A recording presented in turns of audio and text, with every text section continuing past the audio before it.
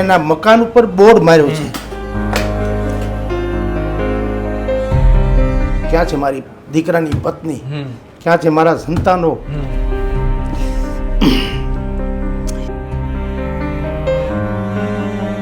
માવતર બે જ સમયે રોતા હોય છે.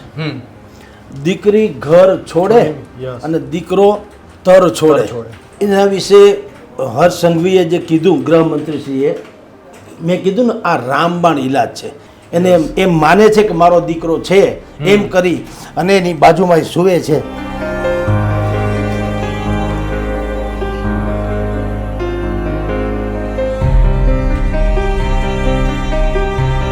જ્યારે વાત કરીએ છીએ આપણા પણ આંખના ખૂણા ભીના થઈ જાય છે, આપણા પણ પગ ધ્રુજી જાય. વર્ષો થયા હજી નથી મળ્યો, બરાબર. અને એના માવતરો, આપણે ત્યાં હંમેશા કહેવાતું હોય છે કે ભૂલો ભલે બીજું બધું, મા બાપને ભૂલશો નહીં, અગણિત છે ઉપકાર એના, એ કદી વિસરશો નહીં. માતૃદેવો ભવ અને પિતૃદેવો ભવના ગાણા ગાતા આ સમાજની બીજી વાસ્તવિકતા વૃદ્ધાશ્રમ પણ છે. આખી જિંદગી જે ઉંબરાની પૂજા કરી હોય, જીવતરની સમી સાંજે એ જ ઉંબરો જ્યારે જાકારો આપે ત્યારે જીવન અંધકારમય બની જતું હોય છે. ત્યારે હાલમાં ગુજરાતના ગૃહ રાજ્યમંત્રી હર્ષ સંઘવી દ્વારા એક નિવેદન આપવામાં આવ્યું છે સુરતમાં. તેમણે કહ્યું છે કે જે કપાતરો મા બાપને વૃદ્ધાશ્રમમાં ધકેલે છે તેમનો બહિષ્કાર કરો અને આવા લોકો સાથે વ્યવહાર ન કરો. ત્યારે હેડલાઇન ન્યૂઝના ગ્રુપ એડિટર અને વરિષ્ઠ પત્રકાર જગદીશ મહેતા સર આપણી સાથે જોડાઈ ચૂક્યા છે. તો આવો તેમની સાથે જ સીધી વાત કરીએ વાત ગુજરાતી પર. સર, સૌપ્રથમ તો વાત ગુજરાતીમાં આપનું ખૂબ ખૂબ સ્વાગત છે. સર, ગૃહમંત્રી હર્ષ સંઘવી દ્વારા આ પ્રકારનું નિવેદન આવ્યું છે, કઈ રીતે જોઈ રહ્યા છો? સૌપ્રથમ તો મને લાગે ત્યાં સુધી ગૃહમંત્રી થયા પછીથી અત્યારે આપણે ડિબેટ કરવા બેઠા ત્યાં સુધીમાં અગર હર્ષ સંઘવીનું ધન્યવાદ આપવા જેવું કોઈ એક પણ નિવેદન હોય તો એ આ છે. આની ઉપર એને આપીએ એટલા, એની સરાહના કરીએ એટલી ઓછી, આપીએ એટલા ધન્યવાદ ઓછા. કેટલીક વખત એવું હોય કે બંધારણીય હોદ્દા ઉપર રહેલો વ્યક્તિ શબ્દ બહુ તોડી જોખીને બોલતા હોય છે, રાઈટ. પણ હમણાં હર્ષ સંઘવી થોડાક વધુ બિંદાસ્ત બનતા જાય છે અને એ વધુ બહેતર પણ બનતા જાય છે. જે રીતે થોડોક સમય પહેલાં એણે એમ કીધું હતું કે પોલીસને કીધું હતું કે તમને જે દંડો આપ્યો છે એનો બરાબર ઉપયોગ કરજો, અને કાયદો હાથમાં લેવાનું જો માફિયા સમજતા હોય તો તમારા હાથમાં તો કાયદો છે જ, એનો બિલકુલ પાલન કરજો અને અપરાધી લોકોના વરઘોડા કાઢજો. આપણે અત્યારે ગુજરાતમાં ચારેકોર આ પ્રકારની ગતિવિધિ જોઈ રહ્યા છીએ. એટલે એ એક જેમ સારી વાત હતી, એવી જ બીજી વાત મેં આપને પહેલાં કીધું કે બંધારણીય હોદ્દા ઉપર બેઠેલા વ્યક્તિએ શબ્દો જોખી તોડીને બોલવા જોઈએ. એમાં અત્યારે હર્ષ સંઘવીએ જે આ વરઘોડો કાઢવાની વાત કરી એ પણ એક પ્રકારે, નહીતર કોર્ટ જુદું કહે છે, માનવ અધિકારવાળા જુદું કહે છે, એટલે જ લોકો બહુ જોખી તોડીને શબ્દ બોલતા હોય છે. પણ આનામાં હવે એ પ્રકારની હિંમત ભાઈમાં ખુલ્લી છે એ કમસે કમ આવકારદાયક છે, એમાં તો ના નથી. પણ એ હિંમત કરતાંય તે હવે જે ફિલોસોફિકલી એણે જે એક વાત કરી એ તો અત્યંત સરાહનીય અને બહેતરીન છે. કારણ એવું છે સાહેબ કે માવતર બે જ સમયે રોતા હોય છે. દીકરી ઘર છોડે અને દીકરો તર છોડે ત્યારે, દીકરી ઘર છોડે ત્યારે, સાસરે જાય ત્યારે ગમે એવો મરદ મુછાળો એનો પિતા હોય તો પણ એ રડી પડે. પણ માવતર તમને કહું, સંગાથે રડે દીકરીને સાસરે જતી હોય ત્યારે. એટલે દીકરી સાસરે જાય ત્યારે જે રડવું આવે એ તો કરુણાસભર છે ને લાગણીનો સ્વભાવ છે. પણ સૌથી વેદનાસભર રડાણ અગર કોઈ હોય તો દીકરો તર છોડે ત્યારે થાય છે. તમે જુઓ, એક માવતર એ 5 સંતાનો હોય તો એને ઉછેરી શકે, એને 5 સંતાન ભારે ન પડે, પણ 5 સંતાનોને 2 માવતર ભારે પડી જાય. આ આપણી વિટંબણા છે. આપણે બધી બહુ મોટી મોટી વાતો સંસ્કૃતિથી માંડી અને આપણા બધા સંસ્કારોની કરીએ છીએ ખરા. આપણે ત્યાં ધર્મોત્સવો એટલા બધા થાય છે કે જો વિદેશથી કોઈ માણસ આવ્યા હોય તો એને એમ લાગે કે આ બધા જ ઋષિ મુનિઓ છે અને આનામાં તો કોઈ પેટમાંય પાપ નહીં હોય, મનમાંય પાપ નહીં હોય એવું લાગે. એટલા તો ધર્મોત્સવો થઈ રહ્યા છે. પણ ઘેરે ઘેરે જે પ્રોબ્લેમ છે એનો કોઈ પણ પ્રકારે ઉકેલ હજી સુધી આપણા શાસ્ત્રના કે ધર્માચાર્યો આપી શક્યા નથી. એટલે આપણે ફેબ્રિકેટેડ ધાર્મિક છીએ, ફેબ્રિકેટેડ ધાર્મિક એટલે આવરણવાળા ધાર્મિક એટલે કે સહૃદયી નહીં.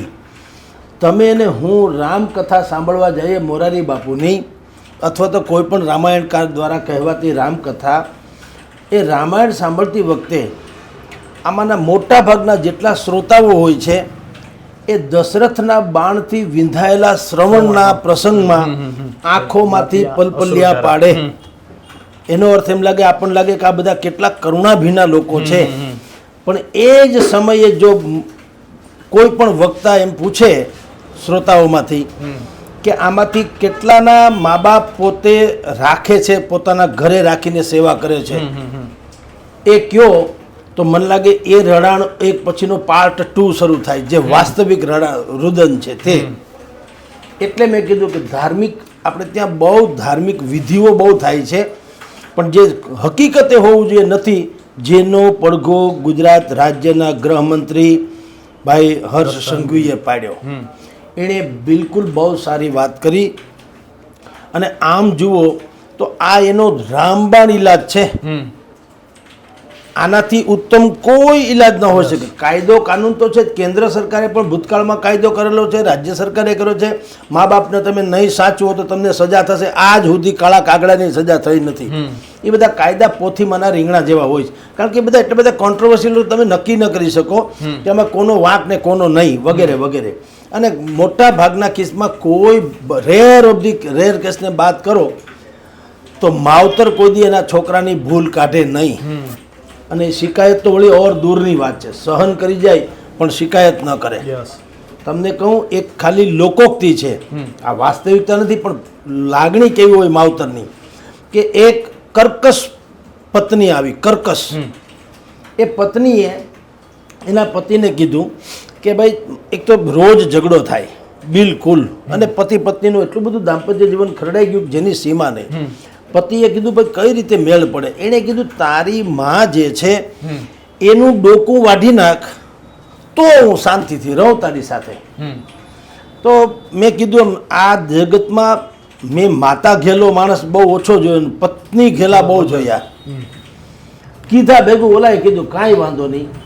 એટલે આ વાર્તા છે ટૂંકમાં, પણ એના ઉપરથી નક્કી થાય કે માવતરની લાગણી કેવી હશે.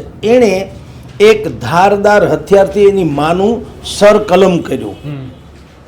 પછી એ માથાના વાળ પકડી અને માને આમ ટીંગાડીને બહાર નાખવા જતો હતો. એમાં ઉમરો આવ્યો. અને આનું ધ્યાન તો શું હોય પુત્રનું, તો કે કોઈ ભાળીને જ જતું ને એટલે ઉતાવળે જતો તો બહાર નાખવા માટે થઈને. ઉમરો આવ્યો એટલે માએ કીધું કે ખમ્મા મારા વીરા જોજે, ત્યાં ક્યાંક દીકરા ઉમરો છે તને લાગે નહીં, ઠેસ ન લાગે. આ કહેવાય માં. જે ડોકું હતું એ બોલ્યું, એમ કહું ધડ નહીં, ડોકું જે માથમાં આમ વાળ પકડીને જે લઈ જતી માનું મુખ ખાલી હતું એ એટલું બોલ્યું કે બેટા જાળવજે, તને લાગી ન જાય. આ માવતરનો પ્રેમ છે. હવે આવા દિવ્ય આત્માઓ જેના ચરણોમાં 68 તીર્થ હોવાનું સીધું શાસ્ત્રોક્ત પ્રમાણિત છે, એવા માવતરને પણ આજની તારીખે એક સુવિધા ખાતર, પોતાના શોખ ખાતર એ વૃદ્ધાશ્રમમાં ધકેલી દેનારાઓની ફોજ એટલી મોટી છે કે કૌરવની અક્ષોહણી સેના પણ એમાં ટૂંકી પડે. મોટા ભાગના તમે વૃદ્ધાશ્રમોમાં જાઓ તો માવતરો જે બેઠા હોય છે એ કદાચ બોલે કે ન બોલે, પણ તમે એના ચહેરા ઉપરથી વાંચી શકો કે જીવનની ઢળતી સંધ્યાએ જખમોની યાદી જોતો તો બહુ ઓછા પાના જોઈ શકો, ખૂબ અંગત નામ હતા. અને આમ પણ દુનિયામાં તમે શત્રુના ગમે તેટલા વાર હોય, પ્રહાર હોય, એ તો સહન થઈ શકે. મિત્રોના અથવા સંબંધીઓનો વેણ પણ હોય ને, એ જિંદગી આખી તમને ભરોઠા પાડી દે અને ક્યારેય તમે એની જે પીડા છે એમાંથી બહાર આવી શકો નહીં. તો માવતરોને જે વૃદ્ધાશ્રમમાં મોકલી આપે છે એના વિશે હર્ષ સંઘવીએ જે કીધું, ગૃહમંત્રીશ્રીએ, મેં કીધું ને આ રામબાણ ઈલાજ છે. એણે એમ કીધું કે એવા કપાતર લોકો, મેં આમાં જો 2-3 પ્રકાર છે, આપણે બધા જ લોકોને એક લાકડીએ નહીં હાંકીએ. કેટલીક વખત એવું બનતું હોય છે કે મા બાપ જે છે એ અહીંયા જેમ કે આપણે રત્ન કલાકારો છે દાખલા તરીકે, હવે એ કામ મજૂરી જ કરવા ગયા સુરતમાં, અહીંયા માવતર એકલા છે એને તરછોડ્યા તો નથી, એટલે તમે એને બહિષ્કાર કરવાનો વાત ના આવે. એ તો મજબૂરી વશ ત્યાં ગયા છે ને એની કલ્પના એવી છે કે હું કામીને પાછા માવતરને આપું. એવા લાખો પરિવારો છે કે જે માવતરને આમ સાથે રાખવા માંગે છે પણ સ્થિતિ એવી છે કે રાખી ન શકે. કેટલાકને યા તો સંતાન નથી એટલે કે નિહિ સંતાન છે, અથવા છે તો ફોરેન છે યા તો વંઠેલ છે, બેમાંથી એક. હવે પેલા 2-3 મેં જે વાત કીધા એ જુદી ઘટના છે, વેપાર ધંધા અર્થે જાય તે. પણ વંઠેલ જે છે ટૂંકમાં એ કપાતર છે, જેની ફરજ એને નથી નિભાવવી, એનો બહિષ્કાર કરવાની વાત એને કરી. સામાજિક બહિષ્કાર એનો કરવો જોઈએ. આ હર્ષ સંઘવીએ એના ગૃહમંત્રી તરીકેના આખા કાર્યકાળ દરમિયાન અગર કોઈ ગોલ્ડન સેન્ટન્સ અગર કીધું હોય વાક્ય તો એ આ છે. અને જરૂરી નથી કે બધા બહિષ્કાર કરતા ફરીએ, પણ એ વાત તો હકીકત છે કે મા બાપને આપણે સાચવવા જોઈએ.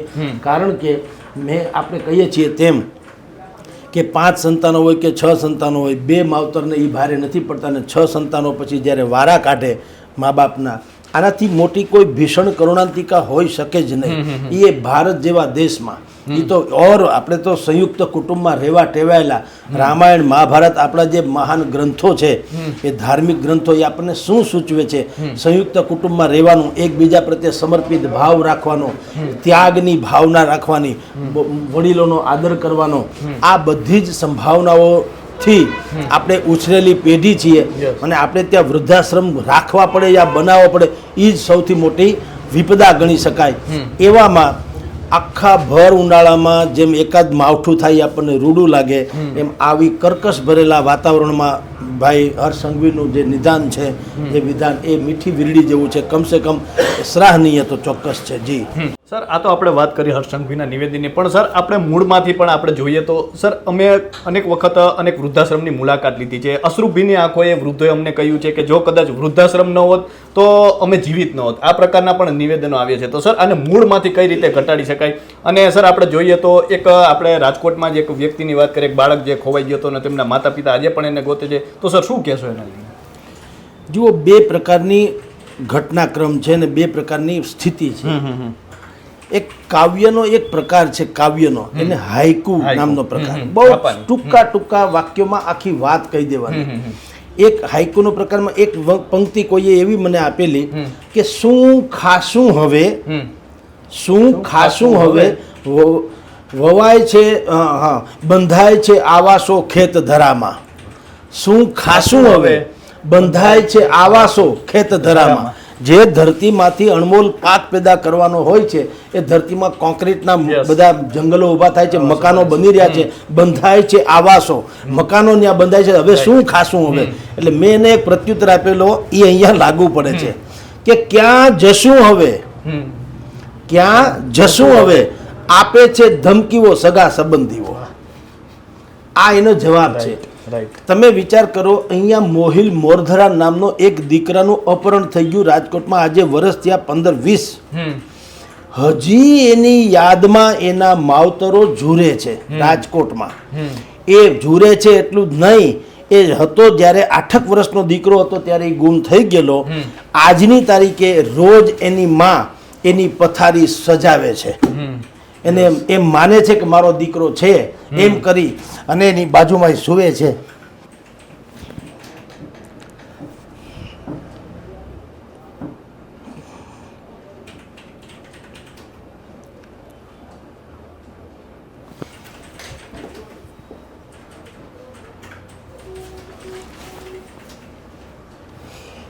એના મકાન ઉપર બોર્ડ માર્યો છે કે જો કોઈ મારા દીકરાને શોધી આપે એને હું આટલું ઇનામ આપીશ વગેરે. મા બાપ બે બાપુજી જે એના હતા જે તે સમયે સર્વિસ કરતા હતા, એણે હવે સર્વિસ છોડી દીધી. અને એક મુદ્દાનો કાર્યક્રમ છે, કોઈ પણ હિસાબે એને દીકરો પાછો મળે. એટલે નગરી નગરી દ્વારે દ્વારે ધૂંઢેરે સાવરિયાની જેમ એ દરેક જગ્યાએ તંત્ર વાહકથી માંડીને બધાને મને મારો દીકરો ક્યાંકથી શોધી આપો.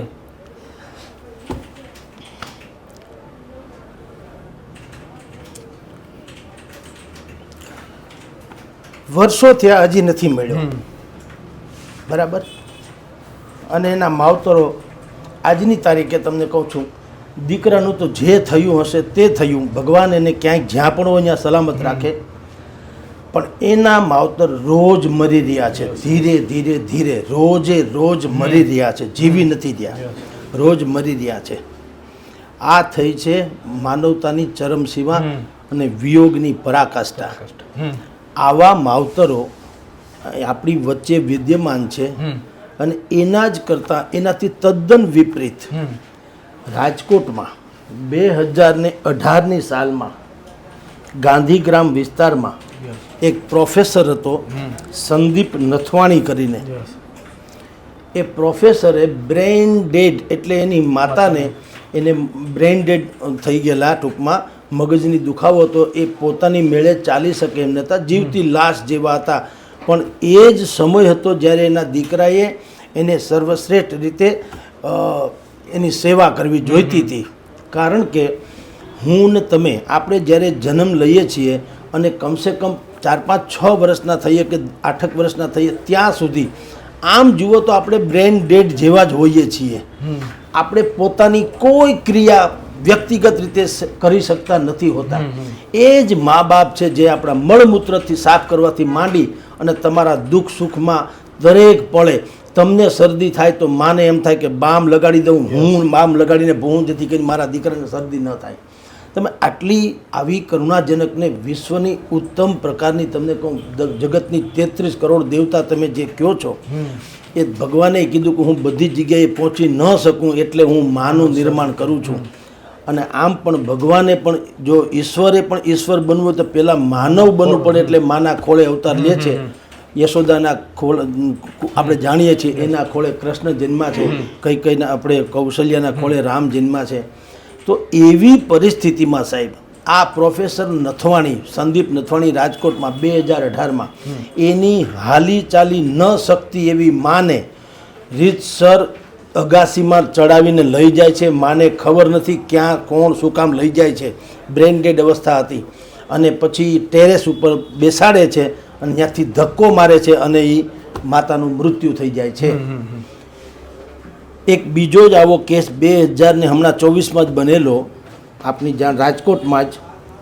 અને એમાં આરએમસી ક્વાર્ટર્સમાં ત્યાં એક ભાઈ છે જ્યોતિબેન કરીને હતા, માતા દીકરો હતો નિલેશ. એ નિલેશ ગોસાઈ એણે એની માનું એની હત્યા કરી નાખીને પછી વોટ્સએપ ઉપર લખી નાખ્યું, સોશિયલ મીડિયા ઉપર, આઈ મિસ માય મોમ વગેરે વગેરે. કહેવાનું તાત્પર્ય એ છે કે માએ કોઈ દી મમતા છોડી નથી અને સંતાનોએ કોઈ દી સંતાપ છોડ્યો નથી. આ સૌથી મોટી વિટમણા છે. સંતાનોમાં ગમે તેમ થાય, માણસ જો પત્ની આવે ત્યાર પછી શરૂ થાય એવું નહીં, માણસમાં જે સંતાન એનું હોય છે એનામાં થોડી ખામી હોય છે. આપણે બધી જ રામકથા, ભાગવત કથા, બધી જ અનેક પ્રકારના ધર્મના બધા કાર્યક્રમો થાય છે, પણ લોકકથા નથી થતી. જો લોકકથા થતી હોત, કારણ કે એનું બેઝિક સ્ટ્રક્ચર આ છે, રામકથાથી માંડીને કૃષ્ણ કથા કે જે કાંઈ ગીતાના ઉપદેશો બધા છે, બેઝિક સ્ટ્રક્ચર તો આ છે કે ભાઈ સંઘે શક્તિ કલો યુગે. તમે તમારા માવતરની સાથે સંપથી રહો, સહકુટુંબ સહિત સંપથી રહો, તો આખું જગત છે એ બાગ છે. તમે ને હું આપણે અનેક વખત પહેલાંય ચર્ચા કરી ગયા છીએ કે શું કામ ઉજળ વેરાન જેવા વગડા જેવા મકાન થઈ ગયા છે. કારણ કે ત્યાં સંતાનો નથી, સંતાનોના પૌત્ર નથી. જેમ વ્યાજ કરતા માણસ કહે ને મૂડી કરતા વ્યાજ વાળું લાગે, એવા નાના ઢીંગલી એ પણ નથી. બધા કામમાં કુટાના નામે બહાર ગયા છે.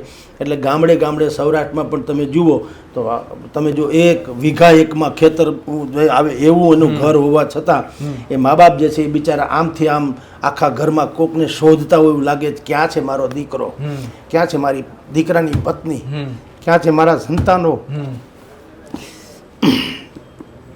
એ પ્રકારની જે ઘટનાક્રમ છે એ આપણે બધા વિસરી રહ્યા છે. અને એટલા બધા કરુણ તમને કહી શકું એવા માહોલમાં આપણે જીવી રહ્યા છીએ કે એમાં હર્ષ સંઘવી જેવા ગૃહમંત્રીએ પણ બાકીની બંધારણીય બધી જ છોછ દૂર કરી અને બિલકુલ એણે એવું કહેવું પડ્યું કે આવા લોકોનો સામાજિક બહિષ્કાર કરવો જોઈએ.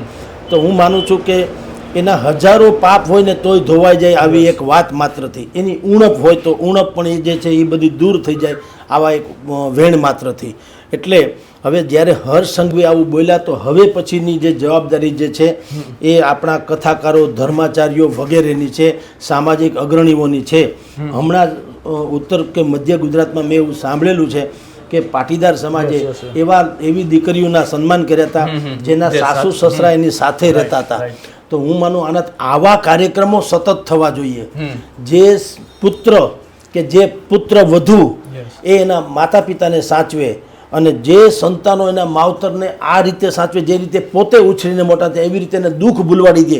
હું એમ કહું સન્માન એવા ના થવા ઘટે. અને એ સતત ને સતત આવા કાર્યક્રમો થતા રહેવા જોઈએ, ગામે ગામ થતા રહેવા જોઈએ, દરેક સમાજમાં થતા રહેવા જોઈએ. કારણ કે આપણે ખરાબી જેટલી છે એ લેવા નથી જવી પડતી, સારપ છે એ દેવા જવી પડે છે. તમારે દૂધ ઘરે ઘરે વેચવા આવે છે, કોઈ લેતું નથી. દારૂ આપણે જ્યાં મળતો હોય ત્યાં લોકો લઈ જાય છે. એટલે ખરાબી તો ઉડીને અમસ્તી આપણી સામે આવવાની, પણ આ જે સારપ છે સમાજની, જે પાટીદાર સમાજે કર્યું તો બહેતરીનમાં બહેતરીન કામ કર્યું કે એવી પુત્ર વધુઓને એને સન્માનિત કર્યા કે જે પોતાના સાસુ સસરાને પિતા તુલ્ય કે માતા તુલ્ય માનીને રાખી રહ્યા છે સાથે. તો હવે આવી એક સામાજિક ક્રાંતિની બહુ જરૂર છે કે સંયુક્ત કુટુંબની જે વ્યવસ્થા છે એને ઉજાગર કરતા ક્યાંય પણ નાના મોટા પણ તમને પ્રસંગો મળે એનો સત્કાર કરો, સમારંભ એનું સન્માન કરો. સ્વામી સચ્ચિદાનંદ મહારાજે કીધું હતું કે ઉત્તમ વસ્તુ એ છે કે સારામાં સારા માણસોનું, શ્રેષ્ઠતમ માણસનું યથાયોગ્ય સમયે સન્માન. અત્યારે જ સન્માન કરી લો, પછી મરણ થયા પછી હાર ચડાવો મોતીનો કોઈ મતલબ નહીં. યથાયોગ્ય સમયે સારા માણસનું યથાયોગ્ય સન્માન અને દુર્જનોનું ધડારૂપ અપમાન. અપમાન એ કેવું? ધડારૂપ અપમાન એટલે સજા. જો ન કરે એ સમાજનું કોઈ ભવિષ્ય હોતું નથી. એટલે આ બહુ હર્ષ સંઘવીએ જે હું તમને કહું એને હું દીપ પ્રાગટ્ય કહીશ. આ સામાન્ય રીતે પલિતો ચાપતા હોય છે પણ એ ખરાબીમાં આ સારું કામ એણે કર્યું છે. એણે દીપ પ્રાગટ્ય કર્યું એમ કહે તો હાલે. વૈચારિક ક્રાંતિ માટે થઈને જેને કહી શકાય કે ઉજાસનો એણે આભાસ શરૂ કરાવ્યો લોકોની નજરમાં, એને હવે બીજા બધા સમાજ લોકોએ ઉપાડી લેવું જોઈએ. અને ઠેર ઠેર હું તો એમ કહું જેમ સમૂહ લગ્ન કરો છો, સમૂહ યજ્ઞો પવિત્ર કરો છો, બાકીના બધા ફંક્શન્સ વગેરે કરો છો, નવરાત્રિ ઇત્યાદિ ફંક્શન કરો છો, એમાં પણ તમામ જ્યાં મોટામાં મોટી સંખ્યામાં સમાજ કે લોકો એકત્રિત થતા હોય ત્યાં એકાદ બે કાર્યક્રમ પેલા આવા અચૂક રાખવા જોઈએ. જેમાં આપણે સારા કાર્યક્રમ, તમે જો જનગણ મંગલે બોલાવે છે ને ઘણા લોકો, ઘણા રામધૂન બોલાવે, ઘણા જય જયકાર કરે, ઘણા દાતાઓનું સન્માન કરે, ઘણા બીજી બધી વ્યવસ્થા કરતા હોય છે. એમાં અચૂક કે અચૂક તમામે તમામ કાર્યક્રમો જેટલા સામાજિક કાર્યક્રમો થાય છે એમાં આ એક ઇવેન્ટ્સ ભલે 5-10 મિનિટ પણ એવા લોકોનું સન્માન અચૂક કરવું જે એના માવતરને બિલકુલ સાચવે છે. કારણ કે વૃદ્ધાશ્રમ છે આમ જુઓ તો તમારી જાણ ખાતર વૃદ્ધાશ્રમ છે એ આ સીધી રીતે જુઓ તો આપણા માટે કલંક કહેવાય. એ કંઈ બહુ સિદ્ધિ કે કોઈ ઉપલબ્ધિ નથી. અહીંયા 300 કરોડના ખર્ચે બનવાનું છે. રાજકોટમાં રતનપરમાં કથા થઈ, મોરારી બાપુના નામે દાન ધર્મ આપનારે બધું આપી દીધું. ખેર કેટલાક નિહિ સંતાન માવતરો હોય એના માટે છે, કેટલાકને બીજી કોઈ અગવડ તો ઠીક છે, પણ ત્યાં પણ એક આચાર સંહિતા ઘડવી જોઈએ કે જે કોઈ માવતરને એવી રીતે હડસેલીને કાઢી મૂકવા માગે કે ભાઈ તમને આલ્યો પૈસા આપી દઈએ અને અમે બધા હૂતો હૂતી મજા કરીએ, આનંદ મંગળ કરીએ, એવા લોકોને ત્યાં એન્ટ્રી ન હોવી જોઈએ. અને એ જો ન કરવું હોય ભવિષ્યમાં આવા, તો તમામ સમારંભો જેટલા સામાજિક થાય એમાં એવા પતિ પત્ની કે એવા સંતાનોના સન્માન અચૂક, અને એ જ સન્માનને લાયક છે. સમાજના શ્રેષ્ઠી પણ એને જ કહેવાય કે જે એના માવતર ગમે તો ગાંડા ઘેલા માવતર હોય તો પણ સારા નરસાને તો હવ હાંચવે, પેન્શન આવતું હોય તો હવ હાંચવે, તો કોઈ પ્રશ્ન જ નથી. પણ બિલકુલ આવક નથી માની લ્યો અને નર્યો એની પાછળનો ખર્ચો. કારણ કે જ્યારે તમે ને હું જન્મ્યા છીએ આપણી કોઈ આવક નથી, આપણે નેરા ખર્ચા જ કરે. આપણે તો પાછા નાના હતા માવતરનો આવક જાવકની આપણને ક્યાંય ખબર હતી ને, એટલે આપણે ગમે એવા વેન કરતા હતા આ વસ્તુ મારે જોશે જ જોશે. આપણને ખબર નથી કે માવતરની પાસે છે કે નહીં, છતાંય બિચારા કાળી મજૂરી કરીને પણ જો મને તમને ઉછેરીને અત્યાર સુધી આ તકે પહોંચાડ્યા હોય, તો હવે જે માવતર છે દરેક સંતાનોની એ ફરજ છે કે માવતરો એ વેઠેલી વિપદાને એ પેલા છેલ્લા એના જે જીવનની ઢળતી સંધ્યા જે છે એમાં એવી રીતે સજાવે કે એ લોકો ભૂલી જાય કે મેં જિંદગીમાં કોઈ દુઃખ જોયું હતું. અને તો જો આવું કરે તો નથી એને એની પાછળ બાકીની જે ક્રિયાક્રમ કરવાની છે એ જરૂર નથી, અને એને કોઈ સાધુ સંત કે કોઈ તીર્થના ઓટે પણ જવાની જરૂર નથી. એનું ઘર સ્વયં મંદિર છે અને એ સ્વયં એક સાક્ષાત જે છે સત્પુરુષ છે. અહીંયા જ એના ઘરમાં સ્વર્ગ છે, અહીંયા જ એનો મોક્ષ છે. સર છેલ્લો પ્રશ્ન છે કે સર આ ખાઈને કઈ રીતે દૂર કરી શકાય? માતા પિતા અને સંતાનો વચ્ચે આ એક ખાઈ અત્યારે આપણને જોવા મળે છે. અત્યારે સર આપણે આવા કિસ્સાઓની જ્યારે વાત કરીએ છીએ આપણા પણ આંખના ખૂણા ભીના થઈ જાય છે, આપણા પણ પગ ધ્રુજી જાય એ પ્રકારના કિસ્સાઓ બને છે. અને સર અમે તો આપને પણ અનેક વખત આપના પિતાશ્રીના પગ દબાવતા જોયા છે. તો આ ભાવના અત્યારે સમાજમાં ઓછી જોવા મળે, તો સર આ ખાઈ કઈ રીતે દૂર કરી શકાય? એક વિપદા એવી છે મિત્ર, આપણી જે લાઈફસ્ટાઈલ છે ને એ આપણને નડી રહી છે. શું છે, અમુક લોકોને એવી માન્યતા છે ગામડામાં રહેવું નથી, એક પણ છે, અને નથી રહેવાની એની પાસે એના વાજિબ કારણો છે કે ભાઈ અહીંયા દાખલા તરીકે સારી સ્કૂલ્સ છે, સારી ચોપાટી ફરવાની છે, સારા મકાન છે, સારી લાઈફસ્ટાઈલ છે, વગેરે વગેરે, કમ રોજીરોટી સારી રીતે મળી શકે, એક એવી માન્યતા છે. એક તો વાત એ છે. એટલે આને કઈ રીતે ખાળી શકે? આ જે જનરેશન ગેપ તમે જો કે થાય છે, શું કામ થાય? એને જો ખાળવો હોય તો આનો બહુ મોટો આયામ છે, સીધી રીતે થઈ શકે એમ છે. માણસ છે એટલે તમારે મારે બધાએ એક તો આપણી માનસિકતા પેલા છે ને એક તો ફેરવવાની જરૂર છે. અને એની ફેરવીએ કઈ રીતે કે એવું નથી કે શહેરમાં સુખ છે, સુખ ગામડામાં થઈ શકે, પણ પછી એવું ખાલી બોલવાથી થતું નથી. આપણે જાણીએ છીએ સરકારે એવી વ્યવસ્થા કરવી જોઈએ કે જે ઉપલબ્ધિ ગામડામાં છે અરે શહેરમાં છે એવી ગામડામાં સારું શિક્ષણ, સારું હેલ્થ, સારું હરવા ફરવાના નજીકમાં એવા સ્પોટ. તો શું કોઈને આવો વનવાસ ગમતો નથી હોતો. અત્યારે જે કેટલાક લોકો આવા રોજીરોટી માટે થઈને અહીંથી માટે દેશ પરદેશ જાય છે, એ વન કાઇન્ડ ઓફ ઈ વનવાસ છે. અત્યારે આપણે તો ઠીક તમે જેમ કહો છો માવતરને આપણે અહીં બોલાવી લીધા, તો હું તો એમ કહું કે જે લોકોને એમ લાગે કે ભાઈ ગામડામાં કંઈ બરાબર નથી એટલે અમે શહેરમાં કમાવા માટે આવ્યા છે, બિલકુલ તમે તારે કમાવને મજા કરો, પણ એક કામ કરો, માવતરને રાખો ભેગા, અને પછી 6 મહિને એકાદ વખત આટો મારી આવજો ગામડે ગામ, અને ત્યાં સુધી તમારું મકાનનું રખોપું કોઈ આજુબાજુ વાળા કરી લે, પણ માવતરને સાથે રાખો. માવતરને સાથે રાખવાથી 3-4 પ્રકારના ફેર પડશે, ભાગ્યે જ લોકોને સમજાય છે. એક તો તમારો દરવાજો ખુલ્લો રહે છે. આપણે ગામમાં કહીએ છીએ ને ભાઈ ગમે એમ હોય તો ભાઈ ડેલી ખુલ્લી રહે. ડેલી ખુલ્લી રહેવાનો અર્થ એ છે કે લક્ષ્મીજી પણ પગલાં કરવા આવે ને ક્યારે એને પાછું વળવું ન પડે, આપણી જાણ ખાતર એ ડેલી ખુલ્લી રહેવાની વાત છે. એક વાત. બીજું, આંખો ખુલ્લી રહે એટલે કે મા બાપની હાજરીમાં તમે અમુક પ્રકારના પિક્ચર નહીં જોઈ શકો, અમુક પ્રકારનું વ્યસન નહીં કરી શકો, અમુક પ્રકારનું વર્તન નહીં કરી શકો. હવે ડોહલા મા કે બાપ જે છે ભલે એ હળી ભાંગીને બે ન કરી શકે, પણ એની હાજરી જે છે કમસે કમ એની હાજરીમાં તમે કાંઈ નહીં કરી શકો તો વિકારનો એટલો તો ઘટાપો થયો.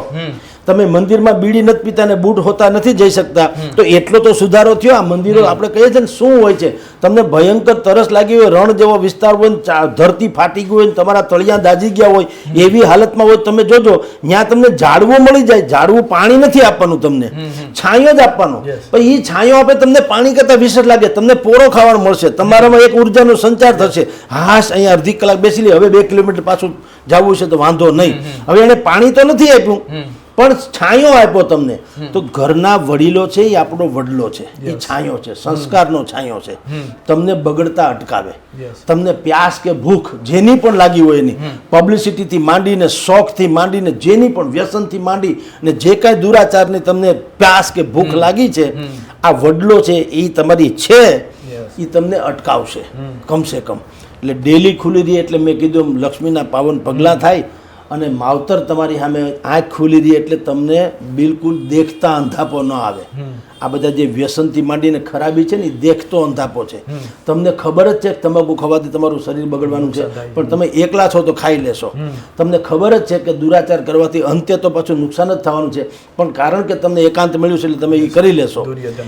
બરાબર, એ જ વૃત્તિ તમને. કારણ કે અને ભગવાન સહજાનંદ સ્વામી મહારાજે પણ એની શિક્ષાપત્રીમાં કીધું હતું, એકાંત સ્વયં એક એવું એટમોસ્ફિયર છે કે માણસને રાક્ષસ બનાવવામાં લેશ માત્ર મોડું ન થાય. એણે એમ કીધેલું છે કે એકાંતમાં, આજથી 250 વર્ષ પહેલાં શિક્ષાપત્રીમાં લખ્યું, એકાંતમાં મા અને દીકરાએ પણ સાથે ન રહેવું અને બાપ અને દીકરીએ પણ સાથે ન રહેવું.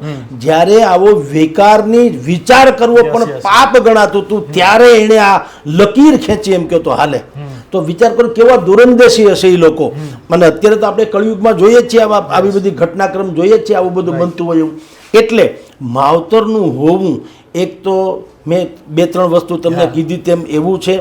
ઉપરાંત તમારામાં એક સંયુક્ત કુટુંબમાં જીવવાનું અને કોકના માટે એક ભાગ રાખવાની તો બાળકમાં અમથી ટેવ પડી જાય, વિનમ્રતાની ટેવ પડે. આપણે જો આપણે હોઈએ ને આપણા સંતાનોને આપણે કહીએ કે આપણે નોકરી જાય છે, હું જો મારા મા બાપને પગે લાગીને નોકરીએ આવું છું તો મારી દીકરી છે એને ખબર તો પડે છે કે ડેડી પગે લાગે છે કાંઈ કહે છે, ભલે બીજું ટેકનિકલી ખબર ન પડે.